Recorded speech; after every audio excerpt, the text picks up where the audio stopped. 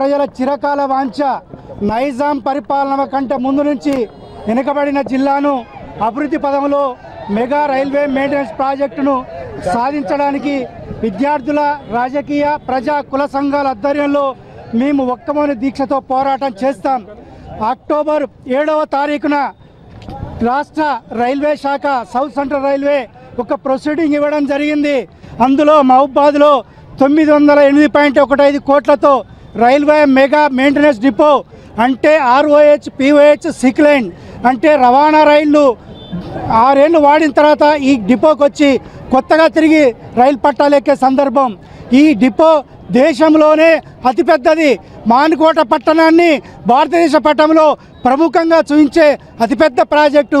ఈ ప్రాజెక్టును కనుక కోల్పోతే మహబూబాద్కు చిరకాలంగా దరిద్రం అంటుకుంటుంది. కాబట్టి ఈ ప్రాజెక్టుని ఏర్పాటు చేస్తే ప్రత్యక్షంగా పరోక్షంగా 46% గిరిజనులు ఉన్నారు, ఆదివాసీలు ఉన్నారు, బీసీ బిడ్డలు ఉన్నారు.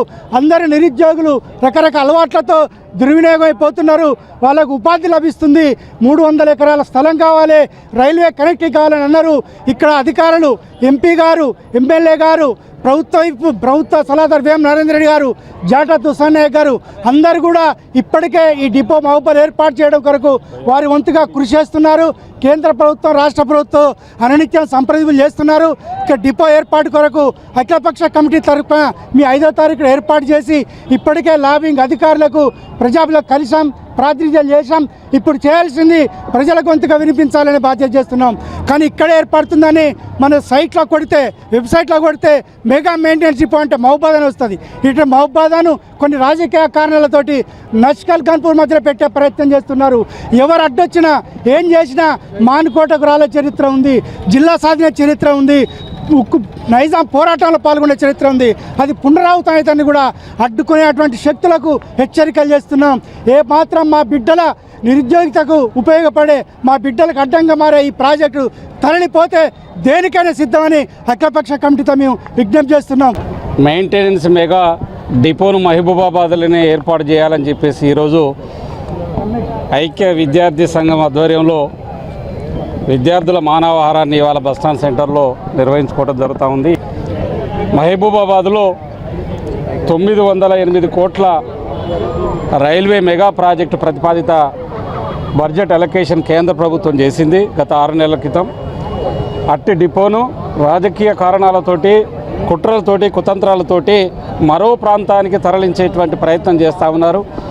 దానిలో భాగంగానే ఈరోజు ఓ పక్క ఈ ప్రాంతానికి సంబంధించినటువంటి ప్రజాప్రతినిధులు, ఎమ్మెల్యేలు, ఎంపీలు, రాజకీయ నాయకులు, కేంద్ర ప్రభుత్వానికి ప్రాతినిధ్యం వహిస్తున్నటువంటి ప్రజాప్రతినిధులందరూ కూడా మేము సంపూర్ణంగా విజ్ఞప్తి చేస్తున్నాం. అయ్యా, ఈ ప్రాంతం వెనుకబడ్డది, ఈ ప్రాంతంలో గిరిజన జనాభా ఉంది, ఈ ప్రాంతంలో బీసీలు, మైనారిటీలు, ఆర్థికంగా బీపీఎల్ బిలో పావర్టీ లైన్లో ఉండబడినటువంటి ప్రజానీకం ఉంది, కూలినాలు చేసుకునేటువంటి ప్రజలు ఉన్నారు, మధ్యతరగతి ప్రజలు ఉన్నారు.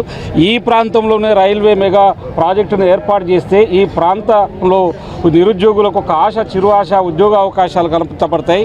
పరోక్షంగా కూడా వేలాది కుటుంబాలు బాగుపడతాయని చెప్పేసి మేము డిమాండ్ చేసినాం. ఒక పక్క ల్యాబింగ్ చేస్తూ ఉన్నాం. ఎమ్మెల్యే కానీ, ఎంపీ కానీ, ఈ ప్రాంతానికి సంబంధించిన ప్రజాప్రతినిధులు కూడా చొరవ తీసుకుంటున్నారు. కానీ రాజకీయ కుట్రలో భాగంగా మేము హైదరాబాద్ పోయినప్పుడు మరి వేం నరేందర్ రెడ్డి గారిని కలిసినప్పుడు తక్షణమే ఆ లెటర్ సీఎంఓ ఆఫీస్ నుంచి సంతకం పెట్టిస్తా అని చెప్పేసి కూడా ఎంపీ గారు హామీ ఇచ్చారు. అదేవిధంగా వేం నరేందర్ రెడ్డి గారు హామీ ఇచ్చారు. మేము ఈ ప్రాంతంలో ఉన్నారు కాబట్టి వాళ్ళ ప్రయత్నాలు చేస్తూ ఉన్నారు. కానీ రాజకీయ కుట్రల్లో భాగంగా ఈ ప్రాజెక్టు, ప్రతిపాదిత ప్రాజెక్టు, ఇంత పెద్ద మెగా దేశంలోనే 2వ అతిపెద్ద రైల్వే ప్రాజెక్టు పక్క ప్రాంతానికి తరలిపోతే ఈ ప్రాంతానికి తీరని అన్యాయం చేసిన వాళ్ళు అవుతారని చెప్పేసి ఈరోజు పెద్ద ఎత్తున ఉద్యమాలు చేయవలసినటువంటి అవసరం ఉంది.